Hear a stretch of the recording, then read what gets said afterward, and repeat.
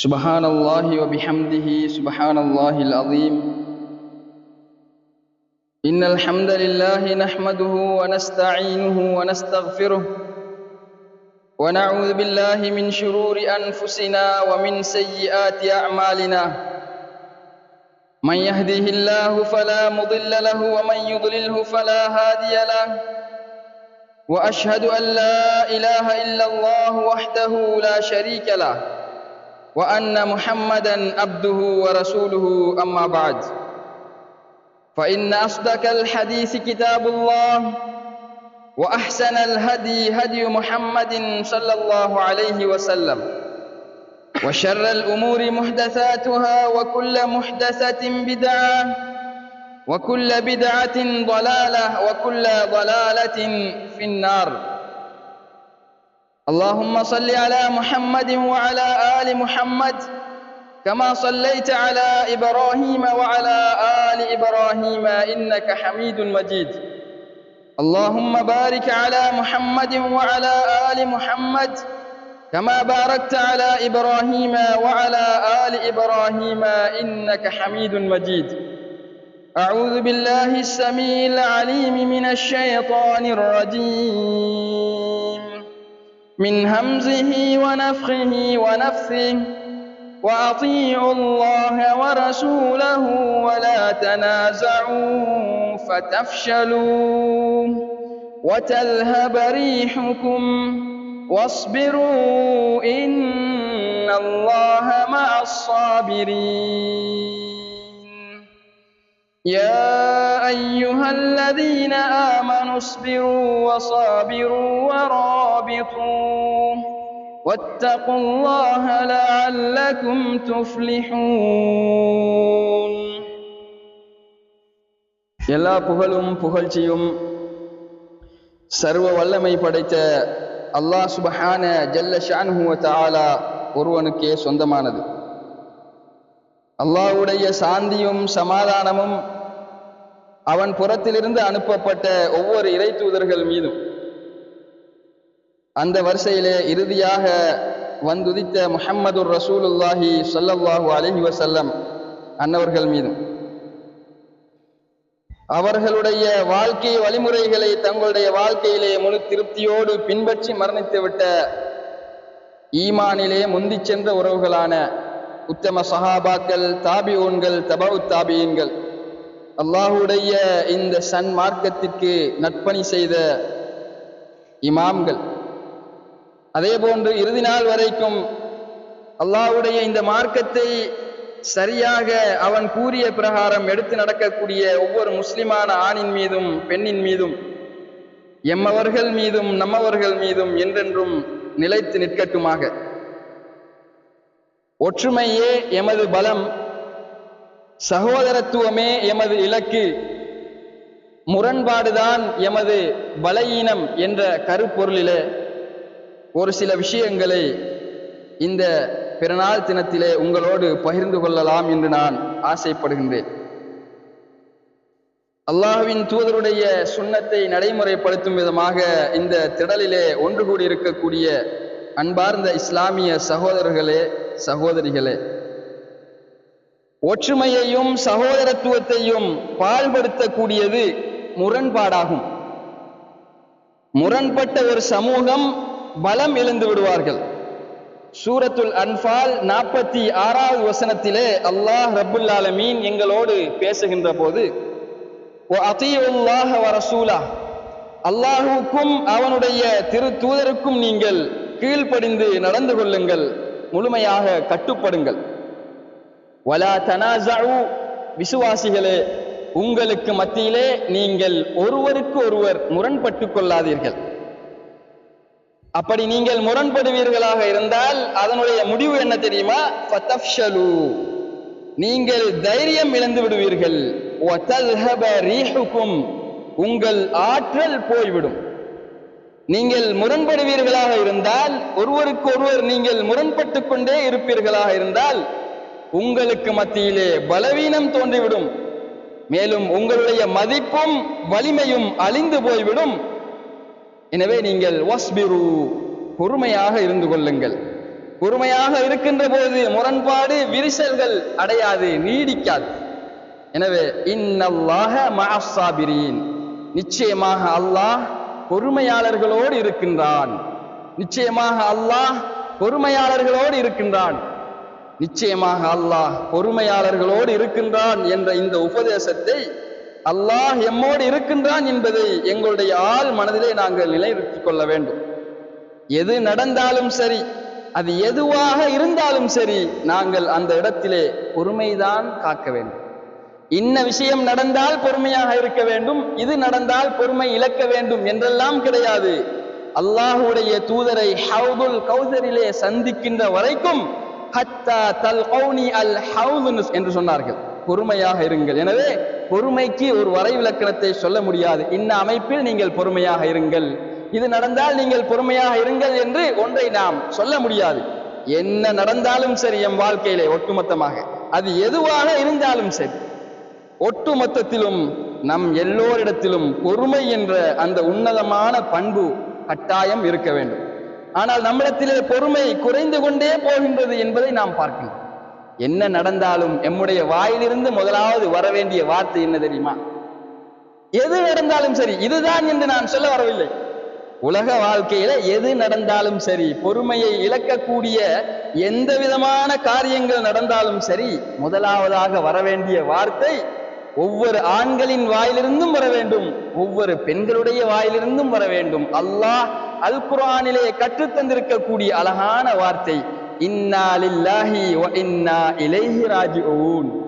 நிச்சயமாக நாங்கள் அல்லாஹ்வுக்கே உரியவர்கள், அவன் பாலே நாங்கள் மீளக்கூடியவர்கள் என்ற அந்த வார்த்தை உடனடியாக வந்துவிட வேண்டும். விசுவாசிகளுடைய பண்புகளை பற்றி அல்லாஹ் ஜல்ல ஷானுஹு வ தஆலா என்ன சொல்லுகின்றான்? அல்லதீன இதா அஸாபத்ஹும் முஸீபா காலூ இன்னா லில்லாஹி வ இன்னா இலைஹி ராஜிஊன். அவர்களுக்கு ஒரு முசீபத் ஏற்பட்டால், பொறுமை இழக்கக்கூடிய ஏதாவது ஒரு அம்சம் ஏற்பட்டால், துன்பங்கள் அணுகினால், சோதனை, கஷ்டம், துயரங்கள், சிக்கல்கள், இன்னல்கள், ஏதோ ஒரு விருப்பமில்லாத ஒரு காரியம் நடந்து விட்டால், இவ்வாறான காரியங்களில் தான் பொறுமையாக இருப்பது என்பது எமக்கு சிரமமாக இருக்கும். எனவே இந்த ஒவ்வொரு சந்தர்ப்பங்களிலும் நாங்கள் முதலாவதாக சொல்ல வேண்டியது இன்னா லில்லாஹ் வ இன்னா இலைஹி ராஜிஊன் என்ற வார்த்தை தான் முதலாவதாக வர வேண்டும். ஆனால் இந்த வார்த்தை எப்போது வருகின்றது? யாராவது மரணித்து விட்டாலே பெரும்பாலும் எம்முடைய சமூகத்திலே ஊசலாடுகின்றது. அப்படி அல்ல, எந்த சந்தர்ப்பத்திலும் நமக்கு கஷ்டமான ஒவ்வொரு சூழலிலும் இந்த வார்த்தை ஒரு விசுவாசியினுடைய வாயிலிருந்து வர வேண்டும். அந்த வார்த்தையுடைய அர்த்தம் என்ன? என்ன அர்த்தம்? நாங்களே நிரந்தரமற்றவர்கள், நாங்களே இந்த உலகத்தில் இருந்து என்றோ ஒரு நாள் சென்று விடுவோம், அல்லாஹ்வின் பால் மீண்டு விடுவோம். எனவே நிரந்தரமற்ற எமக்கு வரக்கூடிய துன்பங்கள், கஷ்டங்கள், சோதனைகள், இன்னல்கள் எல்லாம் ஒருபோதும் நிரந்தரமானது கிடையாது. அல்லாஹ் ஏதோ ஒரு சோதனைக்காக அனுப்புகின்றான், பொறுமையாக இருக்க வேண்டும். ஒன்று, நாம் உயிரோடு வாழ்கின்ற போதே அந்த கஷ்டங்கள் நீங்கிவிடும், அல்லது அந்த கஷ்டங்களில் இருந்து நாங்கள் விடைபெற்று விடுவோம். இந்த இரண்டை தவிர வேறு எதுவுமே வரப்போவதில்லை. எனவே நாங்கள் அல்லாஹ்விடத்திலே ரப்பனா அஃப்ரிக் அலைனா ஸப்ரா, எங்கள் ரப்பே கருணையாளனே எங்கள் மீது பொறுமையை பொழிவாயாக என்ற அல் குர்ஆன் கற்றுத்தரக்கூடிய அந்த பிரார்த்தனையை நாங்கள் ஓதி வர வேண்டும். ரப்பனா அஃப்ரிக் அலைனா ஸப்ரா, எங்கள் ரப்பே எங்கள் மீது பொறுமையை பொழிந்து விடுவாயாக. எப்படி மழை பொழிகின்றதோ அதே போன்ற ஒரு வார்த்தை தான் அதுக்கு பாவிக்கப்படுகின்றது. அஃப்ரிக் அலைனா ஸப்ரா, எங்கள் மீது பொறுமையை பொழிந்து விடுவாயாக. இந்த வசனத்தை எந்த சந்தர்ப்பத்திலே இந்த வசனம் சொல்லப்பட்டது என்று சொன்னால், மூசா அலைஹிஸ்ஸலாத்து வஸ்ஸலாம் அவர்களை எதிர்த்த ஒரு சாரார் வந்து சத்தியத்திற்கு முன்னால் அப்படியே சரணாகதி அடைந்து விடுகின்றார்கள். அந்த நேரத்திலே உண்மை தெளிவுபடுத்தப்பட்டவுடன் அந்த சூனியக்காரர்கள் இஸ்லாத்தை ஏற்றுக்கொள்கின்றார்கள். ஆமன்னா பிரப்பி மூசா வ ஹாரூன், மூசாவையும் ஹாரூனையும் அவர்களுடைய ரப்பை நாங்கள் ஏற்றுக்கொண்டோம், ஈமான் கொண்டோம் என்று சொல்லிவிட்டார்கள். ஃபிரௌனுக்கு பெரும் அதிர்ச்சியாகிவிட்டது. நான் உங்களுக்கு அனுமதி அளிப்பதற்கு முன்னதாகவே நீங்கள் ஈமான் கொண்டு விட்டீர்களா என்று சொல்லி அவன் என்ன சொன்னான் தெரியுமா? உங்களுடைய மாறுகை வெட்டி உங்களை நான் சிலுவையில் அறைவேன் என்று சொன்னான். தன்னோடு இருந்தவர்கள் மாறிவிட்டார்களே, சத்தியத்தை ஏற்றுவிட்டார்களே என்ற கோபத்திலே அவன் அப்படியான ஒரு சபதத்தை இட்டான். அப்போது அந்த நல்லடியார்கள் சொன்னார்கள், வமா தன்கிமு மின்னா இல்லா அன் ஆமன்னா பி ஆயாத்தி ரப்பினா, நாங்கள் எங்களுடைய ரப்புடைய வேத வசனங்களை உண்மையை ஏமான் கொண்டோம் என்பதற்காக வேண்டித்தானே நீ பழி வாங்குகின்றாய். ஆலு இன்னா இலா ரப்பினா முன்கலிபூன், நாங்கள் எங்கள் ரப்பிடமே நாங்கள் திரும்பச் செல்வோம். லம்மா ஜாஅத்னா, எனவே ரப்பனா அஃப்ரிக் அலைனா ஸப்ரா வ தவஃபனா முஸ்லிமீன், எங்கள் ரப்பே எங்கள் மீது பொறுமையை பொழிவாயாக, முஸ்லிம்களாகவே உனக்கு கீழ்ப்படிந்தவர்களாகவே எங்களை நீ கைப்பற்றிக் கொள்வாயாக என்று மூசா நபியை ஈமான் கொண்ட அந்த விசுவாசிகள் சொன்ன அந்த வார்த்தையை தான் அல்லாஹ் அல் குர்ஆனிலே சொல்லுகிறார். இப்படி நாங்கள் அல்லாஹ்விடத்திலே பொறுமையை கேட்க வேண்டும். சூரா ஆல இம்ரான் 200வது வசனத்திலே அல்லாஹ் ரப்புல் ஆலமீன் சொல்கின்றான், யா அய்யுஹல்லதீன ஆமனு, ஈமான் கொண்ட விசுவாசிகளே, இஸ்பிரு, நீங்கள் பொறுமையாக இருங்கள், வஸாபிரு, உங்களுக்கு மத்தியிலே ஒருவருக்கு ஒருவர் நீங்கள் பொறுத்து கொள்ளுங்கள், வராபிது வராபிது, உங்களுக்கு மத்தியிலே நீங்கள் ஒருவரை ஒருவர் பலப்படுத்திக் கொள்ளுங்கள், ஒருவரை ஒருவர் கெட்டியாக பிடித்து நீங்கள் உறுதியாக பலமாக இருந்து கொள்ளுங்கள், ஒருவரை ஒருவர் பலப்படுத்திக் கொள்ளுங்கள். வத்தகுல்லாஹ், அல்லாஹுவை அஞ்சிக் கொள்ளுங்கள். லஅல்லகும் துஃப்லிஹூன், நீங்கள் தான் வெற்றி அடைந்த சமூகம். ஒருவரை ஒருவர் பலப்படுத்திக் கொள்ளுங்கள். அப்படி என்றால் என்ன? ஒற்றுமையாக இருங்கள், பிரிந்து விடாதீர்கள், சிதறி விடாதீர்கள். அந்த ஒற்றுமைதான் நமது ஆணிவேர். அன்பான இஸ்லாமிய உறவுகளே, அதுதான் நம்முடைய பலம். அன்பானவர்களே, அதுதான் நமது உறுதியான அஸ்திவாரம். அருமையானவர்களே, அதுவே நமது சகோதரத்துவம் என்கின்ற பலமான கட்டிடத்திற்கு மிகவும் உறுதுணையாக இருக்கக்கூடிய ஒன்று. நபியுல்லாஹி ஸல்லல்லாஹு அலைஹி வஸல்லம் அவர்கள் இஸ்லாமிய சகோதரத்துவத்திற்கு எப்படி ஒரு அழகான உதாரணத்தை சொன்னார்கள். ஒரு கட்டிடத்தை உதாரணமாக சொன்னார்கள். அந்த கட்டிடம், அதனுடைய ஒவ்வொரு கற்களும் எப்படி கோர்வை செய்யப்பட்டு ஒவ்வொன்றும் ஒவ்வொன்றை தாங்கி பிடிக்கின்றதோ, அதே போன்ற ஒரு உறுதியான ஒரு சகோதரத்துவம் முஸ்லிம்களுக்கு மத்தியிலே இருக்க வேண்டும். அன்பானவர்களே, என்ன நடந்தாலும் பொறுமை செய்ய வேண்டும், எல்லோரையும் மன்னிக்க வேண்டும், பொறுமையாளர்களாக நாங்கள் மாற வேண்டும். சத்தியத்திற்கும் அசத்தியத்திற்கும் இடையிலான போராட்டத்திலே முஸ்லிம்கள் உறுதியாக ஒரே அணியாக நிற்க வேண்டும்.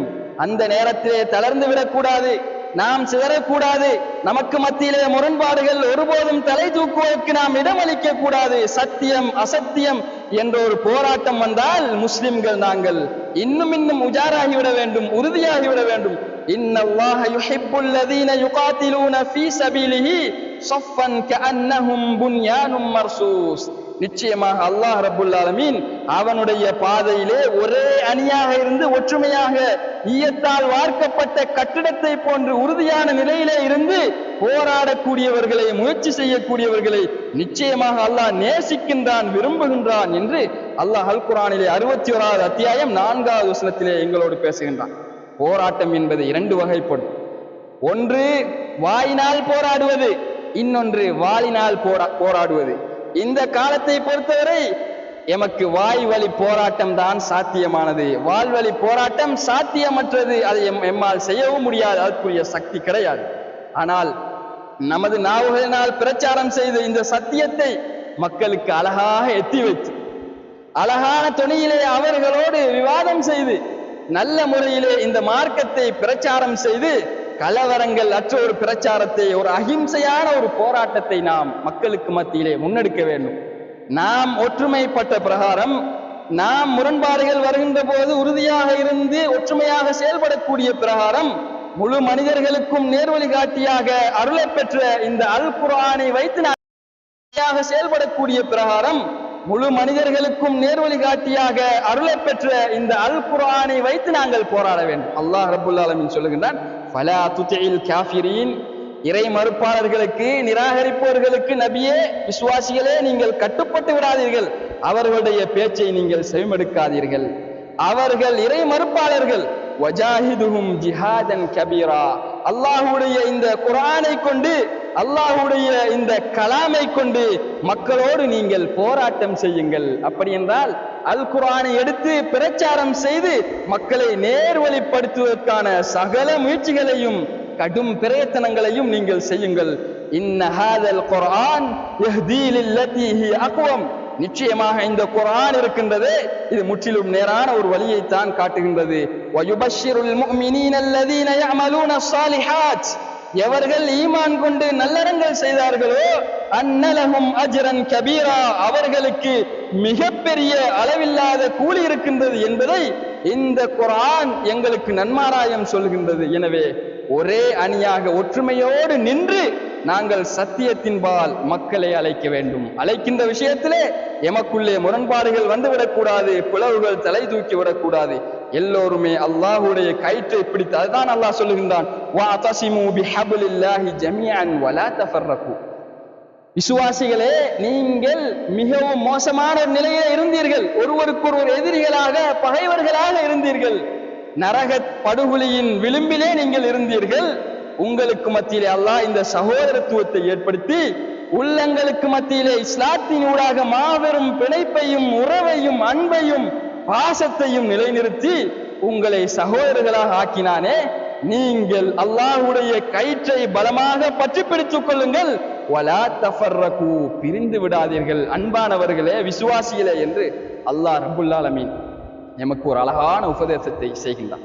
அருமையானவர்களே, நாங்கள் இந்த சத்தியத்திற்குள் நுழைந்ததன் பின்னால் இந்த முரண்பாடுகளுக்கு முற்றுப்புள்ளி வைத்து ஒற்றுமையாக செயல்படுவதைத்தான் அல்லாஹ் விரும்புகின்றான், அதைத்தான் இஸ்லாம் எதிர்பார்க்கின்றது.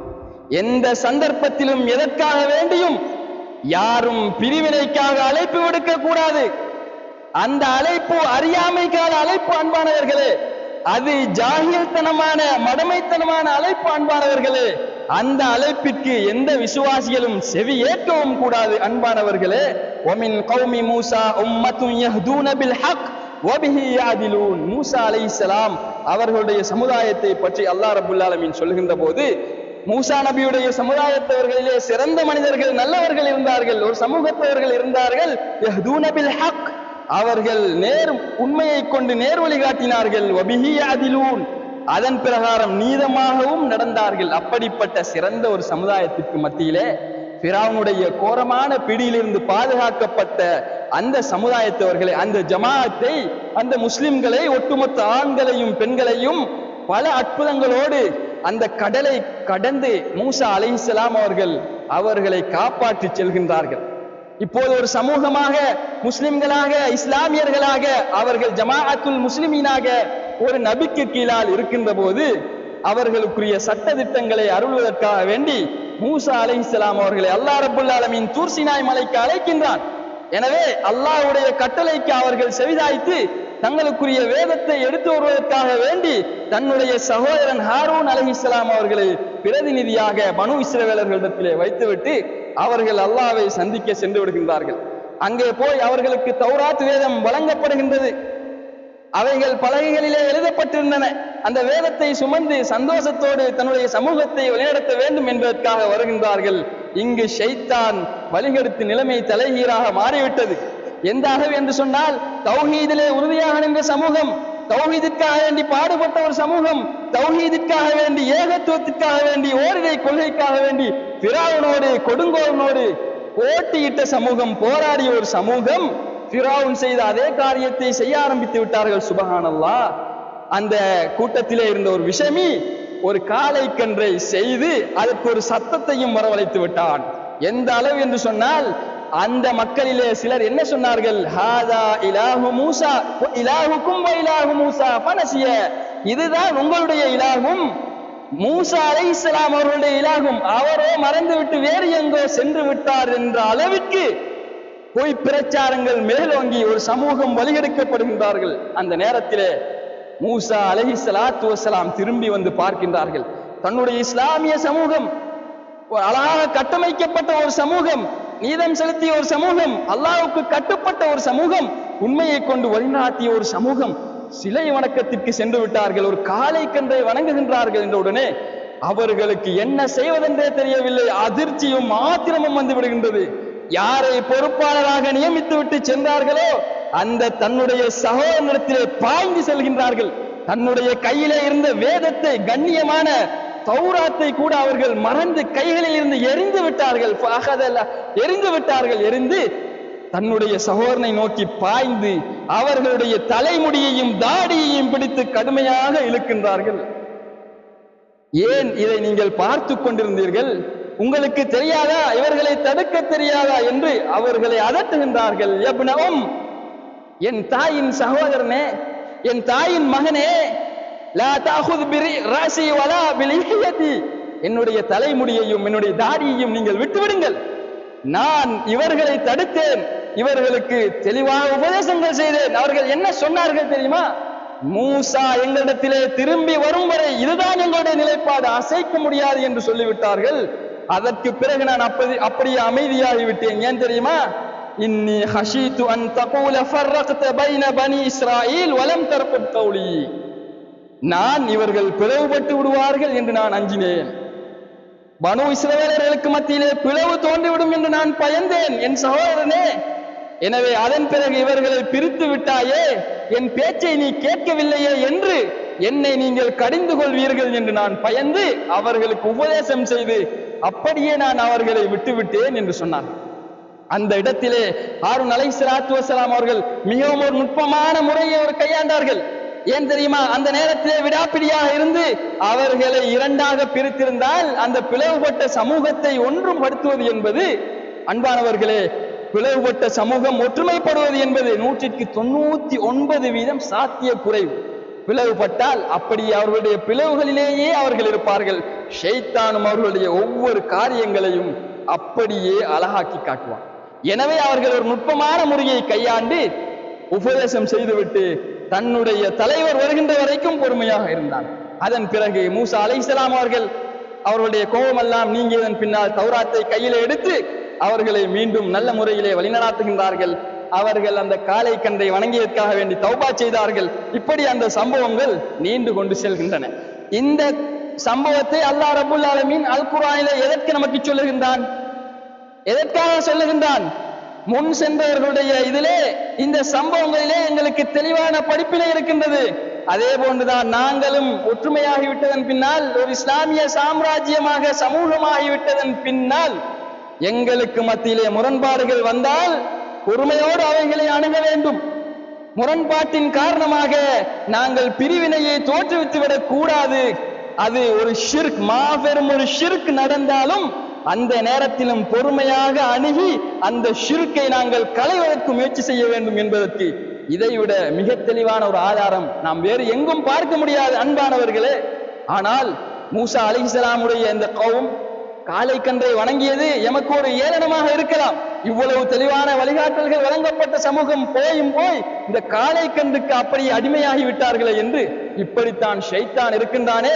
ஒவ்வொரு வகையாக ஒவ்வொருவரை வழிகெடுப்பான். அல்லாஹ் சோதனைகளை பல்வேறு அமைப்பிலே எங்களுக்கு ஏற்படுத்தி விடுவான். ஆனால் இந்த காலத்திலே இந்த இஸ்லாமிய சமூகத்திற்கு, குறிப்பாக முஸ்லிம்களுக்கு, ஒட்டுமொத்த நபிகளாருடைய சமூகத்திற்கும் ஏற்பட்டிருக்கக்கூடிய மிகப்பெரிய சோதனை என்ன? அது ஒரு தண்டனையாகவே மாறிவிட்டது. ஒவ்வொருவரும் ஒவ்வொரு அணியாக பிரிந்து கிடக்கின்றார்கள். ஒவ்வொருவரும் நாங்கள் தான் இஸ்லாம் என்று சொல்லி ஒவ்வொரு இஸ்லாத்தின்பால் அவர்கள் அழைக்கின்றார்கள். ஆனால் இஸ்லாம் என்பது ஒன்று என்பதை நாம் மிக தெளிவாக புரிந்து கொள்ள வேண்டும். ஒவ்வொரு தனிநபரும் இஸ்லாத்தை பற்றி ஒரு தனிப்பட்ட கருத்தை கொண்டுள்ளனர். இப்படி ஒவ்வொருவரும் மற்றவர்களிலிருந்து வேறுபட்டு செயல்படுகின்றார்கள். இதற்கு ஒரு உதாரணத்தை சொல்லலாம். இப்படித்தான் இந்த சமூகத்துடைய நிலைமை இருக்கின்றது. காட்டிலே யானையை பார்த்த குருடர்களை போன்ற ஒரு உதாரணம் தான் நம்முடைய சமூகத்திற்குரிய ஒரு உதாரணமாக இருக்கின்றது. அன்பானவர்களே, காட்டிலே சில குருடர்கள் இருந்தார்கள். அவர்களிலே ஒரே ஒருவன் தான் பார்வை உடையவனாக இருந்தான். எனவே அவன் சொன்னான், வாருங்கள், இந்த யானையை பற்றி நாங்கள் இது எப்படிப்பட்டது என்று நாங்கள் பார்ப்போம், பார்த்துவிட்டு வருவோம் என்று அந்த குருடர்களை அழைத்து சென்றான். குருடர்கள் என்ன செய்தார்கள்? ஒருவர் காலை பிடித்தார். காலை பிடித்தவன் என்ன சொன்னான்? யானைக்கு வரைவிலக்கணம் என்பது யானை ஒரு மரத்தை போன்றது என்று சொன்னான்.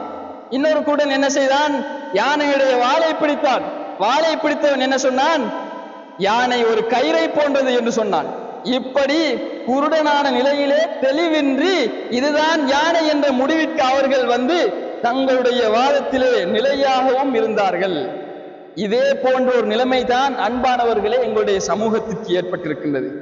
எங்களிடத்திலே தெளிவான வேதம் இருக்கின்றது, அதை ஓதுகின்றார்கள். அதை விளங்குவதற்குரிய தெளிவான பசீரா என்ற நுண்ணறிவு இல்லாமல் அவர்கள் யானை பார்த்த குருடர்களை போன்ற ஒரு நிலைமையிலே வாழ்ந்து கொண்டிருக்கின்றார்கள். ஒவ்வொருவரும் ஒவ்வொரு விதமான கொள்கை கோட்பாடுகளோடு இருக்கின்றார்கள். உண்மை என்பது ஒன்றே ஒன்றுதான். ஆனால் நிறைய உண்மைகள் இன்று உலகத்திலே முளைத்து விட்டன. இந்த அத்தனை உண்மைகளும் எங்கிருந்து வந்தன? இஸ்லாம் என்பது ஒன்றுதான்.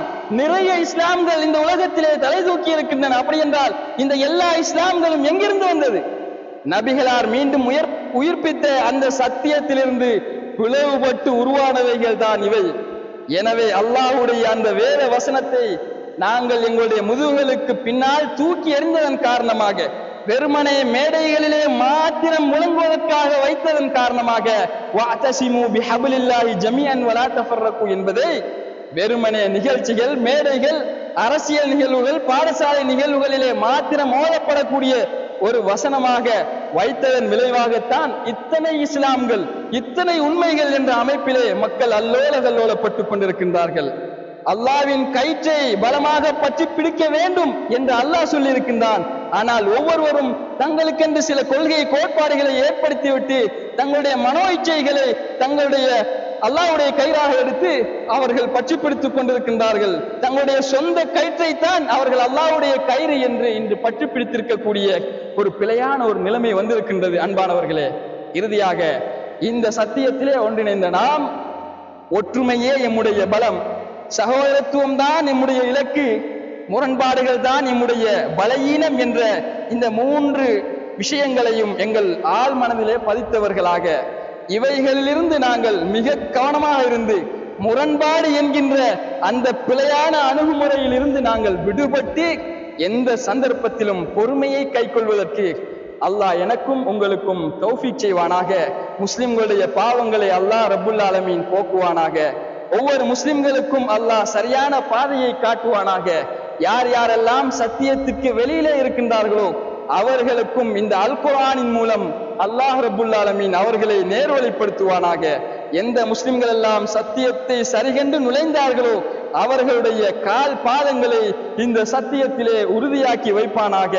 யார் யாரெல்லாம் கஷ்டத்தால் பாதிக்கப்பட்டு கொண்டிருக்கின்றார்களோ அவர்களுடைய கஷ்ட நஷ்டங்களை அல்லாஹ் ரப்புல் ஆலமீன் இந்த பரக்கத்தான நாளிலே போக்கி அருள்வானாக. யார் யாரெல்லாம் கடுமையான நோயினால் பாதிக்கப்பட்டு கொண்டிருக்கின்றார்களோ அந்த அத்தனை சகோதரர்களுடைய நோய்களையும் அல்லாஹ் ரப்புல் ஆலமீன் இந்த நாளிலே போக்கி அவர்களுக்காக பிரார்த்தனை செய்யக்கூடியவர்களாக என்னையும் உங்களையும் அல்லாஹ் ரப்புல் ஆலமீன் ஆக்கி அருள்வானாக. நேசமிக்க சகோதரிகளாக இந்த உலகத்திலே அல்லாஹ் என்னையும் உங்களையும் ஆக்கி அருள்வானாக. என்னுடைய சந்ததியையும் உங்களுடைய சந்ததிகளையும் எம்மை பின்பற்றி இந்த சத்தியத்திலே உறுதியாக இருக்கக்கூடிய ஒரு வழித்தோன்றர்களாக ஆக்கி அருள்வானாக. ஒட்டுமொத்தத்திலே எம் அனைவர்களையும் நாளை மறுமை நாளையிலே அவனுடைய மேலான அந்த ஜன்னத்துல் ஃபிர்தௌஸ் என்கின்ற உயரிய சுவனத்திலே இன்றிருப்பது போல் அங்கும் எங்களை ஒற்றுமையாக ஒன்று சேர்ப்பானாக. அகூலு கௌலி ஹாதா அஸ்தக்ஃபிருல்லாஹ் லி வ லக்கும்.